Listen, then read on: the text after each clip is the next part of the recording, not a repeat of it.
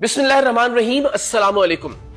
दुआ ज़हरा केस पे मैंने आज से 6 दिन पहले यानी 11 जुलाई को पहली बार बात की और जो हकायक मैंने आपके सामने रखे, सच्ची बात यह है कि मेरा इरादा उन हकायक को हासिल करने का नहीं था। मैं एक और कोशिश में था और अल्लाह ताला की ज़ात जब रास्ते खोलना चाहती है किसी के लिए तो आपको वसीला और जरिया बना देती है, और ऐसा ही इस मामले में हुआ कि मेरे सामने वो चश्म कुशा, हैरान कर देने वाले, होश रुबा इंकशाफात सामने आए कि जिसने पूरी कौम को दहला कर रख दिया। हमारी ख्वाहिश और कोशिश ये थी कि हम ईद के मौके पर दुआ ज़हरा और उसके वालिदैन को मिलवा सकें।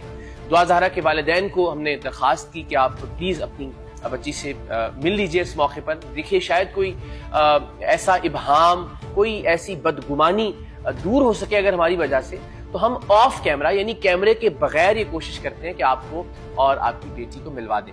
उनकी जानिब से रजामंदी के बाद हमने ज़हीर और उसके गैंग से, उस वक्त तक हम नहीं जानते थे कि एक गैंग है, और सच्ची बात है कि जो गैंग वाली खबरें सामने आ रही थी हम उन पर यकीन भी नहीं रखते थे। हमारा ख्याल था कि सीधा सा सिंपल सा एक लव मैरिज का केस है।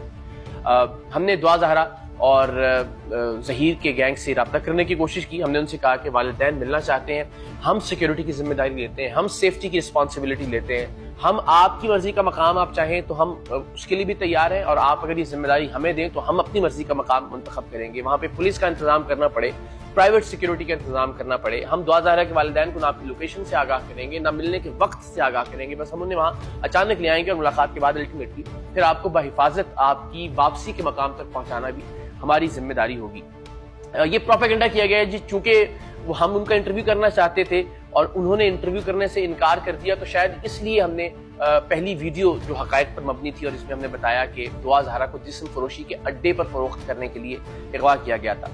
तो एक वीडियो में दुआ ज़हरा और ज़हीर ने ये कहा कि हम इंटरव्यू देने के लिए तो तैयार थे उनको, लेकिन हम माँ बाप से मिलने के लिए तैयार नहीं थे। तो इंटरव्यू लेना होता तो मैं तो बड़ी आसानी से इंटरव्यू कर सकता था, और वो एतराफ मौजूद है ज़हीर का और दुआ ज़हरा का। शाहरुल हसन को स्पेशली आप कह रहे हैं कि आपने मना नहीं किया था, और आप कह रहे हैं कि लेकिन आपको इस बात का एतबार नहीं है कि वो आपकी मीडिएशन करवा सकते हैं, यही कहना है आप लोगों का?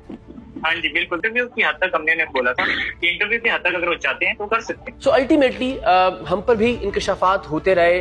जब हमें अंदाजा हुआ कि ये क्यों नहीं मिलना चाहते, बहुत ही सिंपल सी बात है। आप एक तरफ कहते हैं हम वालिदैन को मैसेजेस कर रहे हैं, वो सीन नहीं करते, वो देखते नहीं है। दूसरी तरफ आप कोर्ट में जाते हैं, उनका सामना नहीं करते, वालिदैन की तरफ वो आंख उठाकर नहीं देखती बच्ची। इतना उसको ब्रेन वॉश किया गया है। तो ये मामला क्या है, और हमने फिर इस पर तहकीक करना शुरू की। तो एक के बाद एक राज पर से पर्दा उठना शुरू हुआ, और वो हमने आपके सामने रखा कि जिस तरह से जिस्म फरोशी के अड्डे पर फरोख्त करने के लिए दुआ ज़हरा को अगवा किया गया। अल्टीमेटली वो तमाम चीज़ें साबित भी हो रही हैं। फिर जब हम ज़ाहिर है इस गैंग में इन्वॉल्व हुए, इसके इन्फॉर्मर्स से हमने कुछ मजीद मालूमात हासिल की, तो हमें पता चला कि जो बार बार बच्ची से कहलवाया जा रहा है कि दुआ ज़हरा खुदकुशी कर लेगी अगर ज़हीर से अलग किया गया उसको, या दुआ ज़हरा कहती है कि मैं अपनी जान दे दूंगी अगर मुझे अपने वालिदैन के हवाले वापस किया गया। तो ये असल में उसको उकसाया जा रहा है कि वो या तो खुद सुसाइड कमिट कर ले, या ये कि उसको कत्ल कर दिया जाए, और अल्टीमेटली जो हमदर्दियां हैं वो ज़हीर और उसके गैंग के हिस्से में आ जाएं, और लोग कहें देखें कितने जालिम और कातिल माँ बाप हैं जिन्होंने अपनी बच्ची की ख्वाहिशों का कत्ल किया, और अल्टीमेटली तो बच्ची भी कत्ल हो गई। लेकिन बाद जब हमने तमाम तर तहकीकात की, बहुत यूट्यूबर्स की जानिब से, जो कुछ खास यूट्यूबर्स इस गैंग का हिस्सा थे, उनकी जानिब से बहुत बदकलामी भी की गई।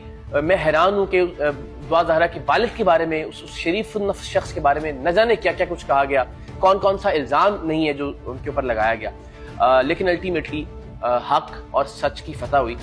हमारे इस केस पर पहली बार बात करने के सिर्फ 4 दिन बाद पुलिस ने इस पर मजीद काम करते हुए अपनी तफ्तीश में, अपनी प्रोग्रेस रिपोर्ट में इस बात का इंकशाफ किया कि ज़हीर उस दिन कराची में मौजूद था जिस दिन दुआ ज़हरा अपने घर से निकली। तो सादा सा सवाल है कि इस झूठ की क्या जरूरत थी? यानी अगर ये एक मोहब्बत की शादी होती तो बहुत आसानी से कहा जा सकता था कि जी ज़हीर और उसका भाई कराची उस बच्ची को लेने के लिए गए थे और अल्टीमेटली लेकर आ गए। ये कौन सी नाम निहाद मर्दानगी है कि आप एक तरफ तो दुआ ज़हरा को कहते हैं कि जी मेरी मोहब्बत है, मैं इसको शेल्टर दे रहा हूँ, मैं दुनिया से बचा रहा हूँ, हम बहुत मुश्किल वक्त से गुजर रहे हैं, वगैरह वगैरह वगैरह। ये सारा ड्रामा उस बेचारी दुआ ज़हरा की आंखों पर पर्दा डालने के लिए किया जा रहा है। और दूसरी जानिब आप में इतनी हिम्मत और इतनी जुर्रत नहीं कि आप इस बात को तस्लीम कर सकें कि आप खुद इसको लेकर आए थे वहां से, कराची से।